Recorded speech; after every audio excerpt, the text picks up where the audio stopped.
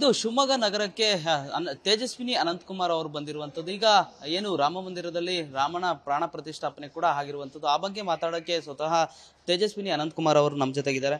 Madam ಹೇಳಿ madam, ಈಗ 500 ವರ್ಷಗಳ ಕನಸು ಈಗ ನನಸಾಗಿರುವಂತದ್ದು, ಈ ಬಗ್ಗೆ ನಿಮ್ಮ ಫಸ್ಟ್ ರಿಯಾಕ್ಷನ್?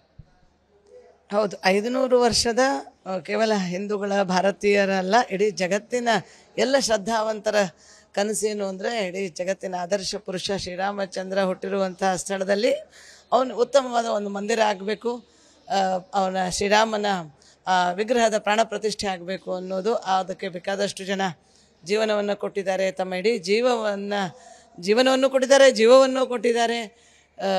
ಭಾಳಷ್ಟು ಹೋರಾಟಗಳಾಗಿದೆ.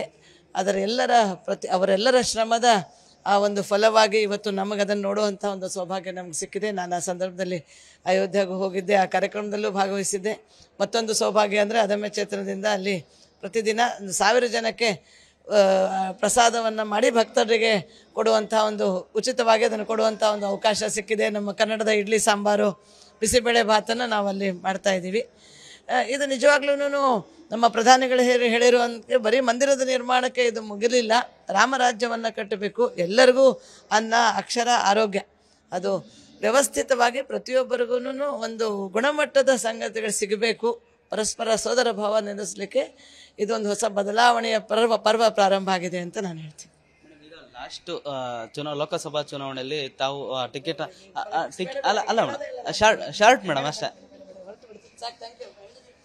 ಇದಿಷ್ಟು ತೇಜಸ್ವಿನಿ ಅನಂತಕುಮಾರ್ ಅವರ ಮಾತಾಗಿರುವಂಥ. ಅಂದರೆ ರಾಮ ಮಂದಿರದಲ್ಲಿ ಈಗಾಗಲೇ ರಾಮನ ಪ್ರಾಣ ಪ್ರತಿಷ್ಠಾಪನೆ ಕೂಡ ಆಗಿರುವಂಥದ್ದು. ಮೋದಿ ಅವರ ಕನಸು ರಾಮರಾಜ್ಯ ಮಾಡಬೇಕನ್ನೋದು ಕೂಡ ಇದೆ. ಅದಕ್ಕೂ ಕೂಡ ಮುಂದಿನ ದಿನಗಳಲ್ಲಿ ರಾಮರಾಜ್ಯ ಮಾಡೋಕ್ಕೆ ಪ್ರಧಾನಮಂತ್ರಿ ಮೋದಿ ಅವರು ಕೂಡ ಕೆಲಸ ಮಾಡ್ತಾರೆ ಅನ್ನೋ ಒಂದು ಮಾತನ್ನ ತೇಜಸ್ವಿನಿ ಅನಂತಕುಮಾರ್ ಹೇಳಿದ್ದಾರೆ. ಕ್ಯಾಮರಾ ಪರ್ಸನ್ ಸಾವಂತ್ ಜೊತೆ ವೀರೇಶ್ ಹೊಸೂರ್, ವಿಸ್ತಾರ ನ್ಯೂಸ್, ಶಿವಮೊಗ್ಗ. ಅನುಕ್ಷಣದ ಸುದ್ದಿಗಳಿಗಾಗಿ ವಿಸ್ತಾರ ನ್ಯೂಸ್ ಯೂಟ್ಯೂಬ್ ಚಾನೆಲ್ ಸಬ್ಸ್ಕ್ರೈಬ್ ಮಾಡಿ. ಹೊಸ ಸುದ್ದಿಗಳ ನೋಟಿಫಿಕೇಶನ್ಗಾಗಿ ಬೆಲ್ ಐಕಾನ್ ಕ್ಲಿಕ್ ಮಾಡಿ. ಲೇಟೆಸ್ಟ್ ಅಪ್ಡೇಟ್ಸ್ಗಾಗಿ www.vistaranews.com ವೆಬ್ಸೈಟ್ಗೆ ವಿಸಿಟ್ ಮಾಡಿ. ಅಂಗೈಯಲ್ಲೇ ಜಗತ್ತಿನ ಸುದ್ದಿ ತಿಳಿಯಲು ವಿಸ್ತಾರ ನ್ಯೂಸ್ ಕನ್ನಡ ಆಪ್ ಡೌನ್ಲೋಡ್ ಮಾಡಿ.